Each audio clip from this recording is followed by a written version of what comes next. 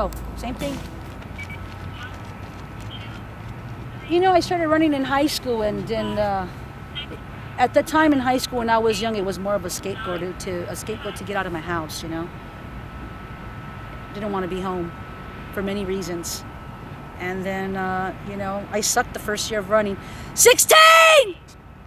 And, you know, pretty much, yeah, you know, became the second year around. The first year I was getting beat by everybody, and I'm like, wow, this is not good. So the second year I started training really hard. And, you know, it kind of grew on me, the feeling of beating your body up a little bit. 36! You know what it is? I like the adrenaline of it. I like the feeling of getting your body to run beyond itself. You know what I'm saying? That feeling where you're like, wow, I did this, when you walk away from the track. Come on, 56, you got 90 seconds on this one. She has something about her that she can see a runner's untapped potential, and that's very special. And I got that, you know, within the second, third day of meeting her, so that's really awesome of her to see that. Sylvia can influence you on your running, on your training. She just wants you to be the best at your sport, really. Sylvia brings that out of you. She really, again, going back, sees this untapped potential, like this ball of energy in you, and Sylvia can see that glowing inside, and she wants to release it. And then that pretty much helps you become a better athlete in general. This workout I would do 69s. I've always had trouble with this workout. I didn't get her split. This really bugs me. Oh, great, now, okay, I'll get her last 200, that doesn't help. I used to do 69s, sometimes 68s when I got in really, really fit shape. This workout, I don't like to give to my athletes unless they're ready to handle it. And apparently, she's handling it very well. And this is a workout that you do maybe once every 2 months. Like in another 2 months from now, I'll give it to her again, and then I'll crank down the speed and see how she handles it. I don't live running 24 hours a day. So sometimes when I call friends or, you know, runner friends, I try not to talk about running as much as possible. So sometimes I try not to keep in contact with a lot of them because they're still living in a little fantasy. And you know what? Pretty much running for us, it's over, and it's time to give back. I was married for 7 years to another pro athlete, you know, and he was a pro soccer player, and we just. We're selfish. We were selfish. And you got to be selfish if you're trying to make a team. You got to be selfish if you're trying to be the best that you can be. You know, it's. But I kind of regret it now. I think I should have had, you know, at least one kid, one of me running around. Who knows? You know, maybe a girl or a boy that could have been better than I was, or, you know, not necessarily as an athlete, but in anything in life. You know, I would love to see another me running around. That would have been great. But as time went by, you know, has went by.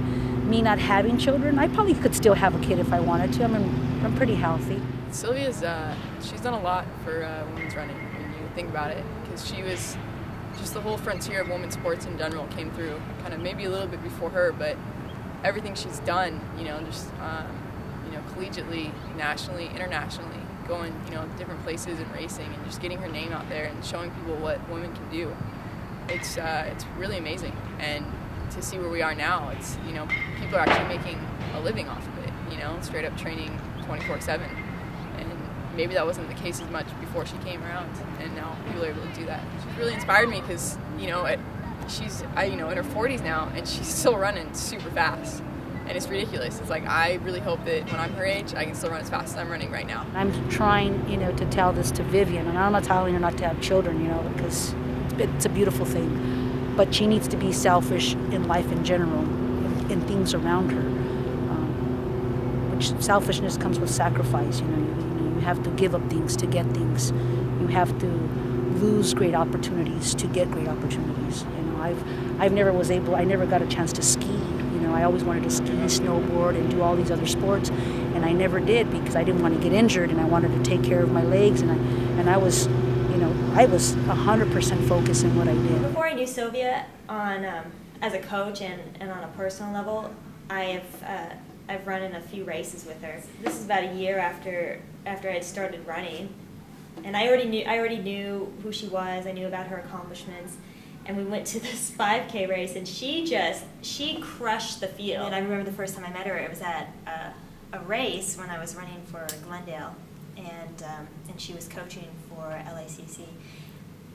I just remember she was just really humble, and I was surprised that she was talking to me and my teammate. I just thought it was really cool because she had done so much in the running world. Sylvia is a great inspiration for young runners and runners trying to get to the elite level. She's tough, and her workouts are tough, and I've learned that. But you really don't get anywhere unless you struggle and hurt during the workouts. If I could be the person that I am right now and take me back to years, when I was competing, oh boy, I would have been more dangerous. But back then I was just too freaking go. I mean, just really, I would go run a race and then go out with my friends, and then we would party till 3, 4 in the morning. I'll get up in the morning, go run another 10 miles. I don't know how I did it. Just too much energy. And now my energy level has really, slowed down. But I matured more now in how I see life and sport. Do I think that drugs are being used locally by local runners, athletes that are not even in the high level? I truly do think that there is a lot of athletes, using more and more athletes using drugs more and more, and it's pretty sad. I've never in my whole entire life taken a drug, ever. And I signed my rights away when I was 19 to the USADA, which is somebody that they come to drug test you whenever they want. They can knock at your door at 6 in the morning. They can go to church and drug test you. Anywhere you go, they have the right to drug test you. And I joined that when I was 19 because I've been anti-drugs since I was 19. I grew up in an area in East LA where there was a lot of drugs around, where you're not talking about drugs to enhance your performance. I'm talking about drugs to make you feel good. And I was always like, wow, with that. Like, it was like, not that I saw people less, like I saw less of them. It was more like, what are you guys doing to yourself? And then I never knew I was going to be an athlete. I never knew I was going to be a world-class athlete. And then for me to go to Europe and travel and hear what people are doing, what they're taking, it was a big disappointment to me. So for me, when it comes to drugs, I'm very, very, anti-drugs. And for me, with all my athletes, if I ever had an athlete that took a drug and I found out, I'm done with it. And I actually would turn them in. But no more competing for me. I want to do New York in November. Cross my fingers. New York Marathon. I ran that 3 times, and I was first American 3 times and ran my best times there, 2:33 there. But, now that I'm going to be 44 in April, I wanted to go there as a Masters runner and win it and see if I can still have my body at least run 2:38, which is not as fast as I used to when I was younger, but you got to be realistic with yourself. And just to get on that starting line again and run New York one more time. But, I got to be patient. This foot really, really does hurt. Now that I'm older, all these injuries are occurring, so I think that my body's talking to me a little bit, and I think I made the perfect decision at the right time of being a coach and really kind of pulling away from competing, because now I don't have to be as brutal to my body as I was for many, many years. Now let me, be brutal to them. There really is a lot to learn, and you learn a lot from running through your workouts. I just understand the sport better now than I did even 2 years ago or a year ago. So I feel really blessed to be working with Sylvia.